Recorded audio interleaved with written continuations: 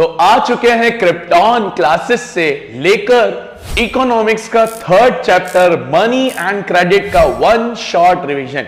जैसे पहले की वीडियोस में हमने development sectors of Indian economy complete कर दिया है, अब हम बात करते हैं मनी एंड क्रेडिट की। क्लास 10 का एक बहुत इंपॉर्टेंट चैप्टर और बड़ा आसान सा, बड़ा इंटरेस्टिंग और बड़ा सीखने लायक चैप्टर है। तो चलिए करते हैं शुरू।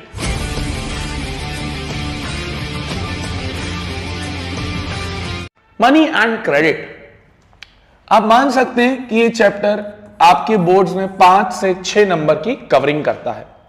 पहले तो आपको मनी का थोड़ा मीनिंग पता होना चाहिए, जो आप लोग जानते ही हैं। फिर थोड़ा क्रेडिट क्या होता है, इसमें हम आरबीआई की बातें करेंगे और काफी सारी चीजें रहेगी। तो देखें, सबसे पहले के जमाने में पैसे जैसी कोई चीज नहीं होती थी। जैसे आज हम देखते हैं गुलाबी से नोट 2000 के, वो भी अब खैर बंद हो गए हैं। 500 के नोट, 20 के नोट, वो तो आज देखते हैं। कॉइन्स देखते हैं। आज तो हम इलेक्ट्रॉनिक मनी भी देखते हैं कि यार अब गूगल पे, फोन पे, पेटीएम, इनसे भी हम ट्रांजैक्शन कर सकते हैं। और जमाना तो बिटकॉइन की तरफ भी शिफ्ट हो गया है यार। तो बट क्या ये सडनली आया है? तो आंसर है नहीं। पहले के जमाने में जब पैसे जैसी कोई चीज नहीं होती थी तो लोग अलग तरीके से ट्रांजैक्शन करते थे। और पहले के सिस्टम में जो सबसे कॉमन सिस्टम चलता था वो था बार्टर सिस्टम। बड़ा कॉमन सा सिस्टम, अब तो खैर ये बहुत हद तक बंद हो गया है। बार्टर सिस्टम क्या सिस्टम था? पहले के जमाने का सिस्टम है जहां पर एक गुड के बदले दूसरा गुड मिलता था। फॉर एग्जाम्पल, मुझे चावल चाहिए और सामने वाले को वीट चाहिए। तो मेरे पास अगर वीट है तो मैं अपना वीट उसको दे दूंगा और जो चावल है वो मुझे दे देगा। तो इससे क्या होगा, मैंने उसको वीट दे दिया, उसने मुझे चावल दे दिया। तो हमने गुड के बदले गुड एक्सचेंज कर लिया और ये सिस्टम को ही हम बार्टर सिस्टम बोलते थे। बट पता है, इस सिस्टम के अंदर बहुत सारी प्रॉब्लम्स थी। जैसे जरूरी थोड़ी ना है कि जो मुझे चाहिए वो सामने वाले को चाहिए, और हर बार मुझे ढूंढना पड़ेगा कि यार चावल वाला ढूंढूं। तो ये बड़ी प्रॉब्लम होती थी इसके अंदर। तो पहले अगर हम देखें कि ये बार्टर सिस्टम कैसे वर्क करता था, वही जैसे टमाटर के बदले में गेहूं दे दिया। तो system in which goods are exchange for other goods के बदले गुड्स, बार्टर सिस्टम के एक बहुत इंपॉर्टेंट फीचर होता था। बट सर, इसके बहुत सारे नुकसान थे, बहुत सारे मुश्किलें थे, जिसको हम लिमिटेशंस बोलते हैं। एग्जाम में क्वेश्चन भी आता है। सबसे पहला पॉइंट है lack of double coincidence of wants. वही पॉइंट कि जरूरी थोड़ी ना है कि हर बार जो मुझे चाहिए वो सामने वाले के पास हो। मुझे अगर चावल चाहिए और सामने वाले के पास घड़ी है, तो हम दोनों का मैच नहीं हो पा रहा है। और इसमें सबसे बड़ी प्रॉब्लम ये होती थी कि हमें अपना बायर खुद ढूंढना पड़ेगा कि भाई मैं ढूंढूं। इसको बोलते हैं डबल कोइंसिडेंस ऑफ वांट, कि आपको अपने बायर को, सेलर को ढूंढना पड़ता है। और जरूरी नहीं है कि जो उसके पास हो वो आपको चाहिए और जो आपके पास हो वो उसको चाहिए। फिर difficulty in storing value. Sir, value ही नहीं। सिंपल से एक चीज बताओ, मान लो मेरे पास 5 किलो गेहूं है और सामने वाले के पास एक रोलेक्स वॉच है। मेरे पास 5 किलो गेहूं है, सामने वाले के पास रोलेक्स वॉच है। अब अगर हम दोनों ट्रांजैक्शन करते हैं, मैं उसकी रोलेक्स वॉच ले लेता हूं और वो मेरी 5 किलो गेहूं ले लेता है, तो क्या आप एक चीज बोल सकते हो कि 5 किलो गेहूं को हमने वॉच, जो कि रोलेक्स की वॉच है, उसके बराबर बता दी? यानी यहां पर तो जो रोलेक्स वॉच की वैल्यू थी वो बहुत ज्यादा थी और वीट की वैल्यू कम थी। तो वैल्यू का बहुत डिफरेंस होता है, कॉमन वैल्यू नहीं रहती। ये दूसरा पॉइंट था। फिर deferred payments are difficult, some goods are indivisible. कुछ गुड्स ऐसे होते हैं जो इनडिविजिबल, यानी जिनको आप बांट भी नहीं पाओगे। तो ये कुछ प्रॉब्लम्स थी बार्टर सिस्टम के अंदर। तो अब बार्टर सिस्टम तो उतना खास नहीं था, कॉमन वैल्यू नहीं थी, मीडियम ऑफ एक्सचेंज नहीं था, कुछ गुड्स डबल कोइंसिडेंस की वजह से नहीं कर पाते थे। तो इसके बाद नई करेंसी आई कैसे? दुनिया जहान में बार्टर सिस्टम के बाद प्रचलन हुआ गोल्ड का, सिल्वर का, हीरे जवाहरात का, कि लोग ज्वेलरी के बदले कुछ हीरे जवाहरात ले लिया। आपने बहुत सारी पुरानी मूवीज या उसमें देखा होगा कि लोग एक चीज के बदले दूसरी चीज, एक चीज के बदले दूसरी चीज वो कर लेते थे। फिर इसके बाद नया प्रचलन आया कॉपर के कॉइन्स, अलग अलग जो मेटल के कॉइन्स होते थे। तो ये कुछ प्रचलन आया जो हम अब देखते हैं कि मनी पहले तो है क्या, और मनी से पहले अगर मैं देखूं आज हमारा मॉडर्न फॉर्म कैसे वर्क कर रहा है, तो पहले हम बार्टर सिस्टम के अंदर वर्क करते थे, फिर गोल्ड से आए, फिर कॉइन्स, आज हम पेपर मनी यूज करते हैं जो हम नोट यूज करते हैं, फिर धीरे धीरे प्लास्टिक कार्ड्स आए, डेबिट कार्ड, क्रेडिट कार्ड, ये कार्ड वो कार्ड, फिर आज देखो तो इलेक्ट्रॉनिक मनी, पेटीएम, गूगल पे, फोन पे, अमेजोन पे, ये सब, फिर आज तो देखो क्रिप्टो करेंसी भी आ गई है, बिटकॉइन वगैरह भी आ गए हैं। तो कितना मॉडर्नाइजेशन हुआ है करेंसी का, कहां पहले के लोग बार्टर सिस्टम और आज कहां हम फोन से 1 सेकेंड के अंदर ट्रांजैक्शन कर सकते हैं।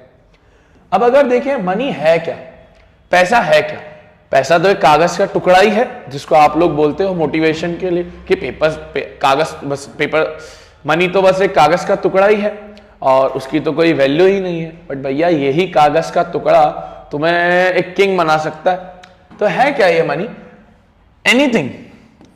Anything which is used as a medium of exchange, यानी किसी एक्सचेंज करने के काम में ही सबसे ज्यादा मनी का यूज आता है।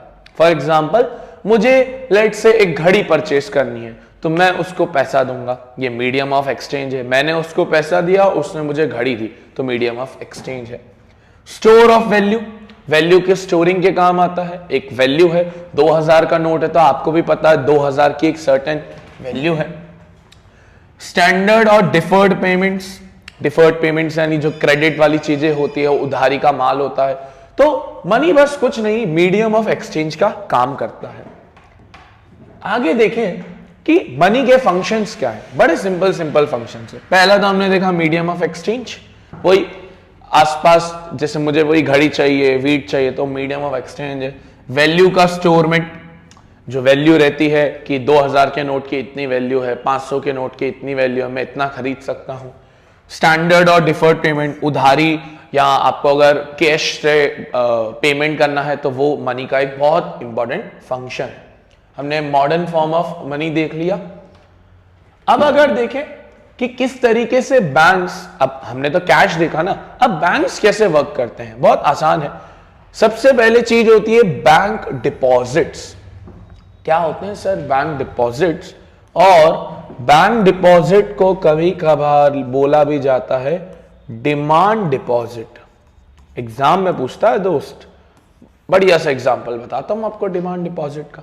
जैसे मान लो मेरा एक बैंक के अंदर अकाउंट है, बैंक ऑफ बड़ौदा के अंदर अगर मेरा अकाउंट है, मैं सुबह गया, मैंने बैंक में लेट से 50,000 रुपए जमा कर लिए, 50,000 रुपए डिपॉजिट कर दिया। अब दिन में जब सुबह मैंने 50,000 रुपए जमा किए, दिन में जब मैं आया तो मुझे अर्जेंटली उन 50,000 रुपए की नीड पड़ गई, अर्जेंटली उन 50,000 की नीड पड़ गई। तो अब क्या प्रॉब्लम है? मैं गया वापस बैंक के पास और बैंक को मुझे वापस 50,000 रुपए देने पड़ेंगे। सर कैसे? आपने तो सुबह 50,000 जमा किए और दिन में ले जाओगे? हाँ सर ले जाओगे। क्यों? क्योंकि ये डिमांड डिपॉजिट है। डिमांड डिपॉजिट यानी मेरी इच्छा है कि मैंने ये पर्टिकुलर अमाउंट डिपॉजिट किया, अब मेरी इच्छा है कि मैं पर्टिकुलर अमाउंट विड्रॉ कर लूं, वापस ले लूं, इसलिए इसको बोलते हैं डिमांड डिपॉजिट। कि आपकी इच्छा अनुसार बैंक में किया गया जाने वाला डिपॉजिट आप वापस विड्रॉ भी कर सकते हो। बड़ी अच्छी टर्म है बैंक डिपॉजिट, और ये आता भी है। फिर चेक, आपको भी पता है चेक कैसे वर्क करता है, आपने घर बार में देखा होगा। जैसे कि चेक का इंटरफेस है, यहां हम लिखते हैं कि जिसको हमें टैक्स, हमको जिसको पैसा पे करना है, जैसे पे में लिखा है सैंपल पे कंपनी, तो ये कंपनी का नाम। ये जैसे मेरा बैंक अकाउंट का है तो जैसे HDFC का लिखा हुआ है। फिर मैंने लिखा कितने रुपीस देने हैं, मैंने अमाउंट लिखा। फिर यहां पर वो बॉक्स में हम ये चीज लिखते हैं, और यहां पर आपका अकाउंट नंबर लिखा रहता है। यहां हम सिग्नेचर करते हैं कि जो भी आपकी सिग्नेचर है, फिर ये चेक हम उसे दे देते हैं। तो बेसिक सी चेक रहती है। फिर ये डेबिट कार्ड, क्रेडिट कार्ड्स, ये ATM मशीन्स, ये वाली चीजें रहती है। ठीक है, आगे अगर बढ़े, क्रेडिट क्या होता है सर?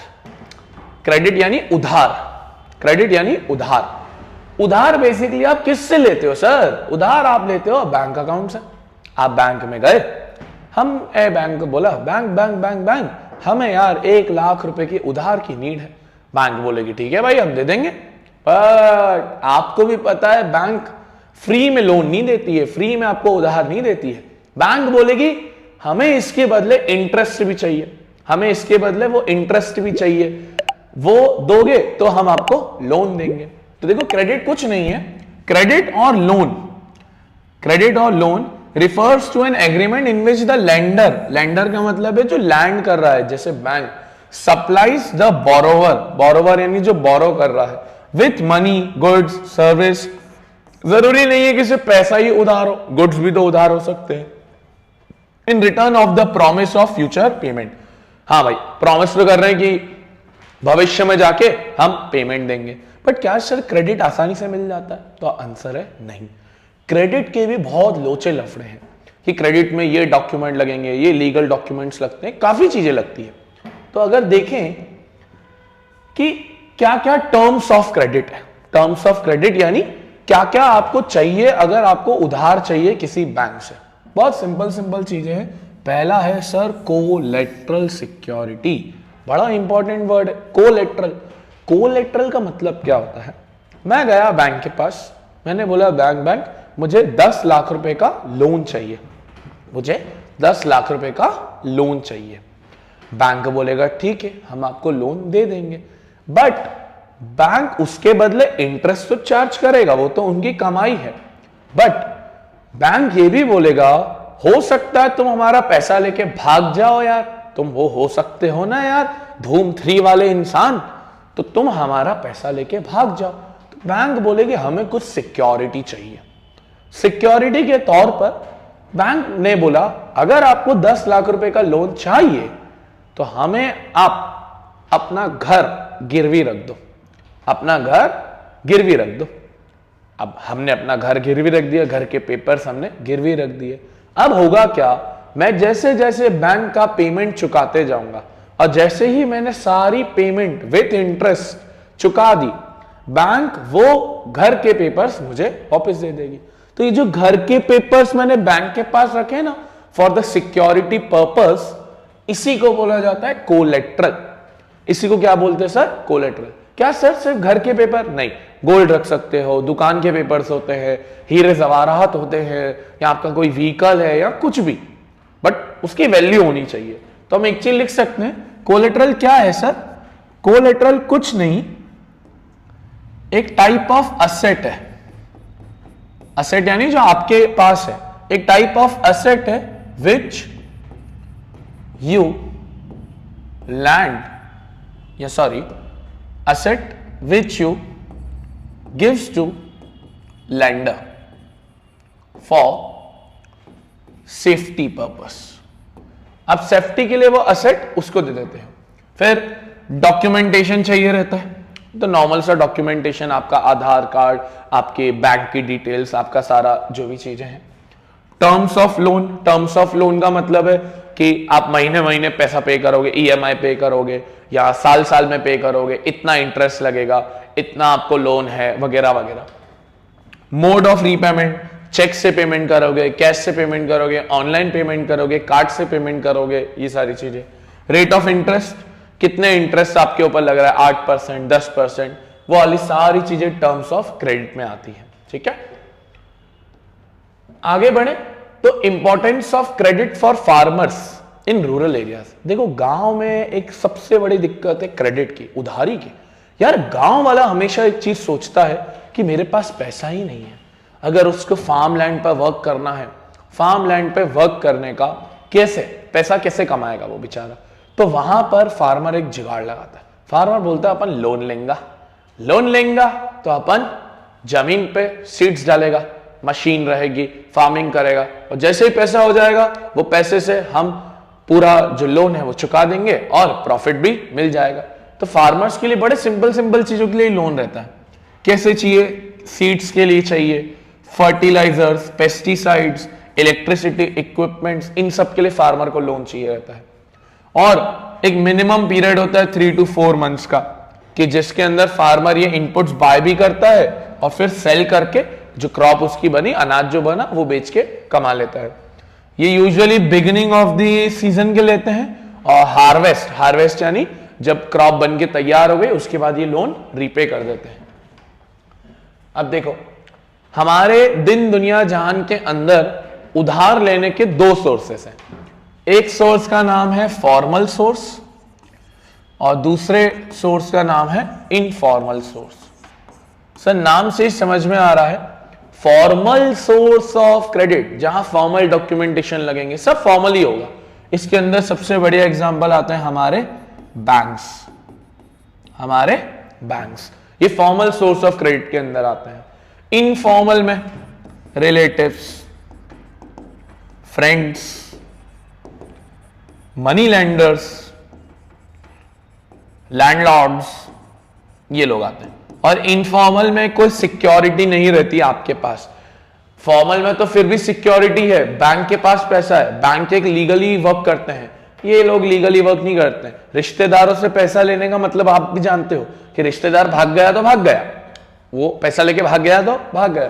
फिर दोस्त यार आते हैं, फिर मनी लैंडर्स जो खास काम ही ये करते हैं मनी को लैंड करने का, लैंडलॉर्ड्स जो बड़े बड़े जमींदार होते हैं, जो बड़े बड़े जिनके पास लैंड रहता है, वो लोग भी पैसा दे देते हैं। सर इनमें से सबसे बेहतर कौन सा है? तो सबसे बेहतर तो फॉर्मल ही है, क्योंकि इनफॉर्मल के अंदर अगर आप लोन नहीं चुका पाए तो ये क्या करेंगे, आपकी जमीन बेच देंगे, आपका घर बेच देंगे, सब कर देंगे। बट फॉर्मल के अंदर अगर आप लोन नहीं भी चुका पाए तो बैंक आपको मोहलत देगी, बैंक आपको एक्स्ट्रा टाइम देगी, बोले ठीक है। बट हाँ, दोनों के अंदर एक बेसिक फर्क ये भी है कि हमारे गांव का इंसान इनफॉर्मल की तरफ ज्यादा जाता है। क्यों सर? बैंक्स नहीं है क्या गांव में? है, बट उतने लेवल के नहीं है जितने सिटीज के अंदर है। तो हमारा गांव वाला मजबूरन इनफॉर्मल सोर्स के अंदर चले जाता है। और गांव वाले को एक और चीज पता होती है कि यार मैं बैंक के पास जाऊंगा, लोन मिलेगा नहीं, बहुत सारे लीगल डॉक्यूमेंटेशन करवाएंगे, बहुत सारी लिखा पढ़ी करेंगे। और देखो गांव वाला होता है इतना पढ़ा लिखा नहीं है, तो उस बेचारे को इनफॉर्मल में जाना पड़ता, वो इनफॉर्मल में ही जाकर अपना निकाल पाता है। तो ये दो सोर्स ऑफ क्रेडिट है। पहला है फॉर्मल सोर्स ऑफ क्रेडिट, देखो इसमें क्या क्या है, commercial banks, societies, regional rural banks, यानी कुछ पर्टिकुलर रीजन्स के अंदर वो जो बैंक्स लग रहे हैं, ये सब फॉर्मल सोर्स में आते हैं। द RBI, सबसे important, reserve bank of India, important, reserve bank of India को हम बोलते हैं बैंकर्स बैंक। क्या बोलते हैं सर? Bankers bank. जितने भी बैंक्स हैं, private bank, SBI, bank of Baroda, Punjab national bank, ये वो सब बैंक्स, इन सबका जो बैंक है, सबसे बड़ा बैंक, वो है RBI। इन शॉर्ट हम बोलते हैं दादाजी, ये सबसे बड़े, और इनसे बड़ा कोई नहीं है।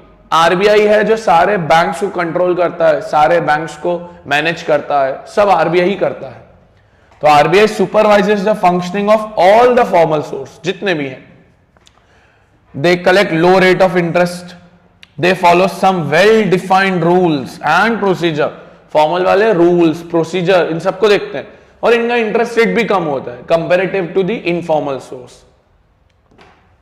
अब अगर देखिए इनफॉर्मल सोर्स ऑफ क्रेडिट में कौन कौन आते हैं, देखो money lenders, traders, employer, relatives, friends, और इनका कोई ऑर्गेनाइजेशन नहीं है। जैसे फॉर्मल सोर्स का तो RBI है ना, बट इनफॉर्मल सोर्स का कोई भी कंट्रोलिंग बॉडी नहीं है। Credit activity of lender, they collect high rate of interest. Sir इनका रेट ऑफ इंटरेस्ट बहुत हाई रहता है, उनका कम रहता है, इनका हाई रहता है। और सर इनके कोई रूल्स, कोई नियम, कायदे, कानून नहीं रहते हैं। तो आप भी जानते हो किसके अंदर ज्यादा फायदा है, फॉर्मल या तो इनफॉर्मल। अब देखो ये एक चार्ट है, जिस चार्ट के अंदर ये बताया गया है कि हमारे इंडिया के अंदर कितने क्या परसेंट क्रेडिट के सोर्सेस हैं। देखो इस चार्ट को हम जरा रीड करते हैं, तो लिखा है सोर्सेस ऑफ क्रेडिट पर ₹1000 of rural households in India in 2012। गांव के अगर कितना है देखो, तो कमर्शियल बैंक 25% है जो बैंक्स वगैरह है, फिर कोऑपरेटिव सोसाइटी या जो बैंक्स है वो भी अगेन 25% ही है, गवर्नमेंट 1%। अब इस साइड आते हो तो आप देखते हो other institutional agencies, institutional again ये भी RBI के अंदर ही है, रूल्स के अंदर आते हैं। लैंडलॉर्ड्स इनफॉर्मल 1%, मनी लेंडर्स देखोगे तो सर 33%, कितना बड़ा नंबर है। इन सबसे बड़ा नंबर इसका ये मनी लेंडर जो सिर्फ पैसा देते हैं। रिलेटिव्स 8% लोग रिलेटिव से भी लोन लेते हैं। Other non institutional again informal source 2%। तो अगर गौर फरमाओ तो हमारे यहां पर 33% लोग आज भी इनफॉर्मल मनी लेंडर से लोन लेते हैं, जो कितनी खराब बात है। बट क्योंकि गांव के अंदर बैंकिंग सिस्टम उतना वाइड नहीं है जितना सिटी के अंदर है, तो बेचारे फार्मर्स और बेचारे जो गरीब लोग हैं उन्हें जाना ही इनके पास पड़ता है और ये उनको ठग लेते हैं। आगे देखिए, अब ये बड़ा अच्छा टॉपिक है कि बैंक कैसे वर्क करते हैं, है ना। मैं आपको उसको बड़े अच्छे से समझाता हूं, एग्जाम में भी आता है। देखो, पहले तो जो बैंक्स होते हैं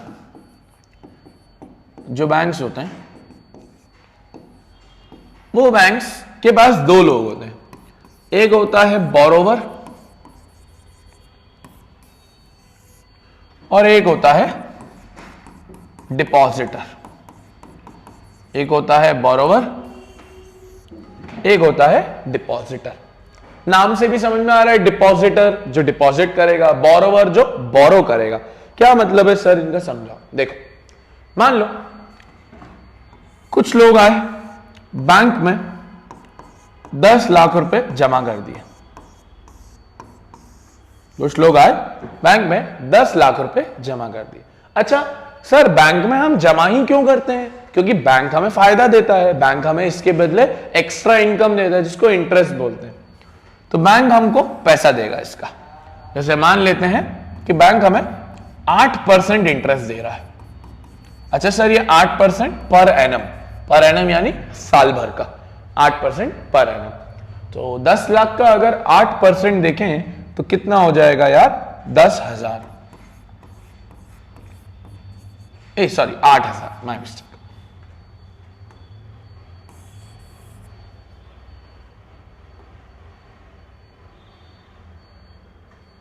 तो बैंक हमें 8 नहीं 80,000 रुपए हमें ब्याज मिल जाएगा, जिसको हम बोलते हैं इंटरेस्ट।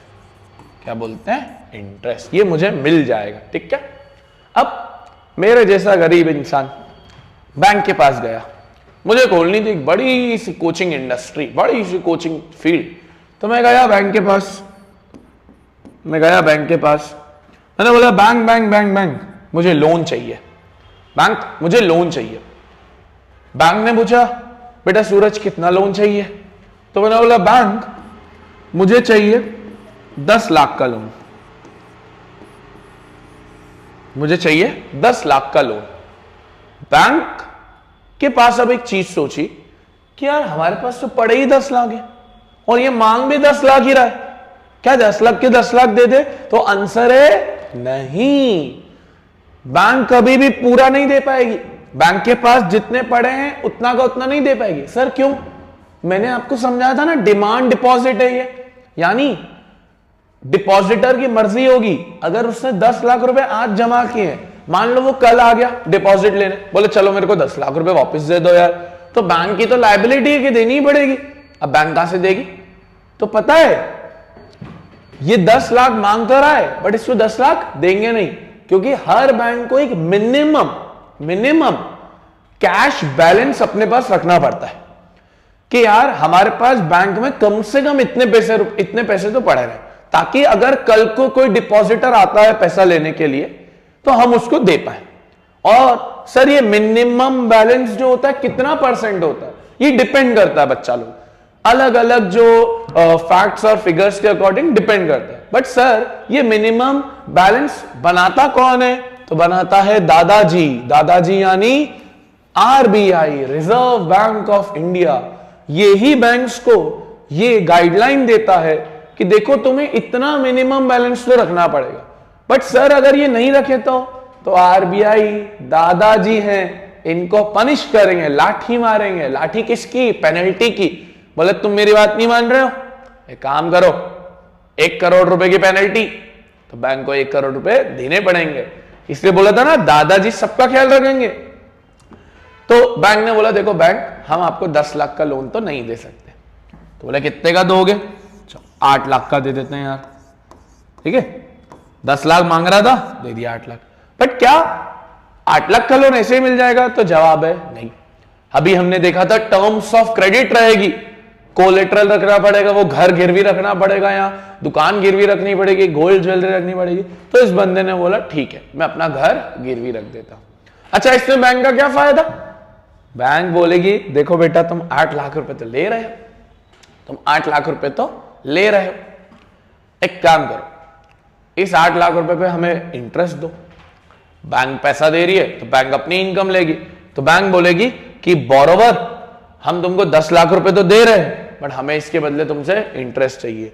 तो बोरोवर जब रीपेमेंट करेगा, पेमेंट करेगा, तो हमने इसको 8 लाख रुपए दे दिए, ये तो इसने मांगा था 8 लाख रुपए दे दिए, बैंक ने बोला हम आपका 20% का इसके ऊपर इंटरेस्ट लेंगे, 20% का इंटरेस्ट इसके ऊपर लेंगे, और वही अगेन पर एनम हर साल। तो सर 8 लाख का अगर 20% निकाले तो होता है 1,60,000, 1,60,000। तो अगर एक चीज गौर करी तो डिपॉजिटर को बैंक इंटरेस्ट देता है, बोरोवर से बैंक इंटरेस्ट लेता है। और ध्यान से देखो दिए कितने? 80,000 रुपए, मिले कितने? 1,60,000 रुपए।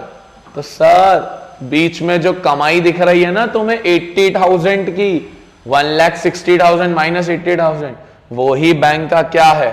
प्रॉफिट। वो ही बैंक का क्या है यार? प्रॉफिट। यही बैंक का मुनाफा होता है। तो ये आपको बैंकिंग टर्म्स में ये चीज पता होनी चाहिए।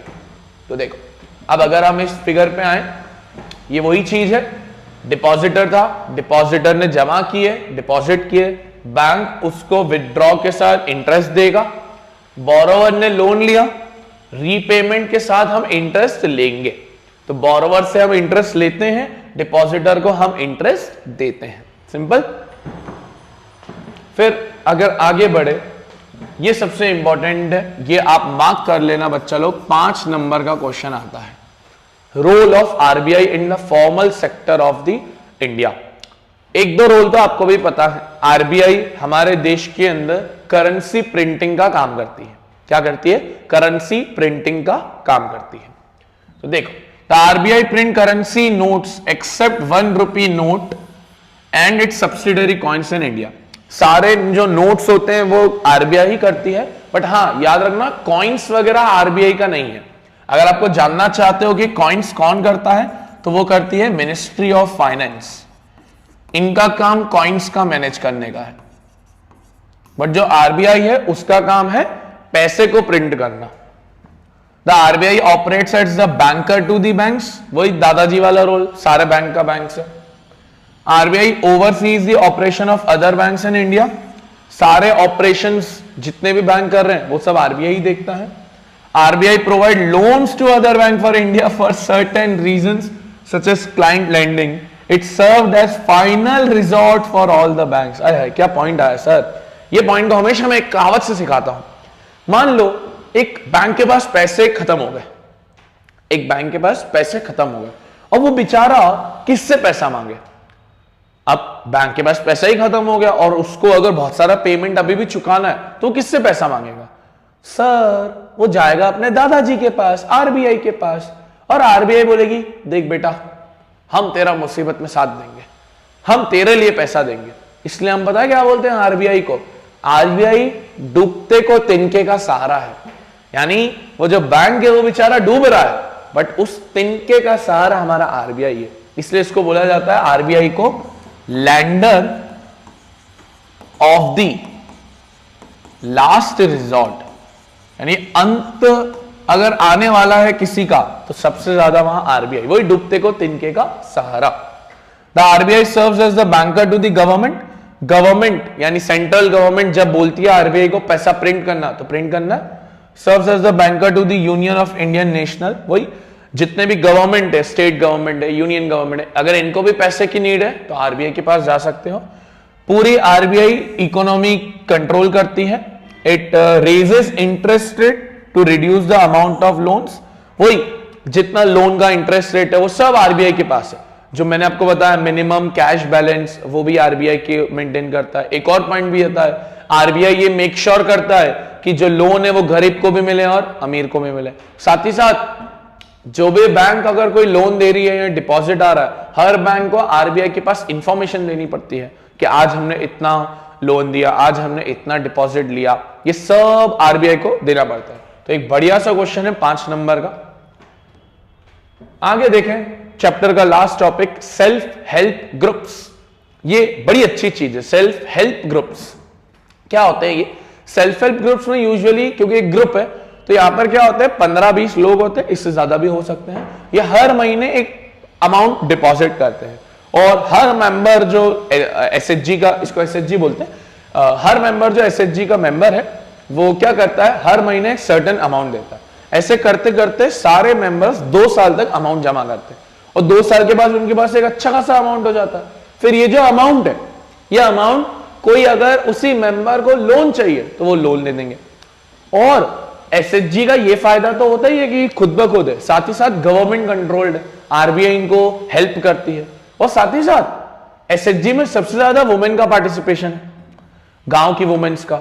और ये वुमेन जब पैसे की तो रखते ही रखते हैं, साथ में अदर चीजें भी डिस्कस करते हैं, पॉवर्टी, वुमेन एम्पावरमेंट, हेल्थ, ये सब भी डिस्कस किया जाता है।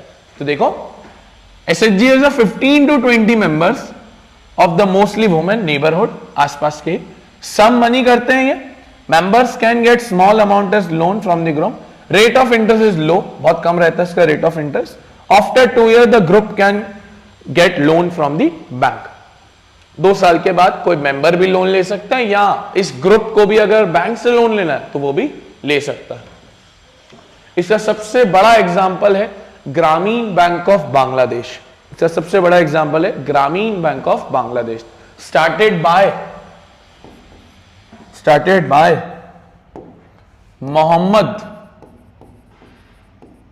यूनुस, नोबेल प्राइज विनर रह चुके हैं ये। इन्होंने स्टार्ट किया था ग्रामीण बैंक ऑफ बांग्लादेश। इस बैंक की खास बात यह है, ये हमारे पूरे बांग्लादेश के अंदर बहुत सारी विलेजेस के अंदर बना हुआ है, बहुत सारा इसके अंदर हर साल पैसा आता है, बहुत काफी बड़ा एसएचजी ग्रुप है। देखो, is one of the biggest success stories in reaching poor.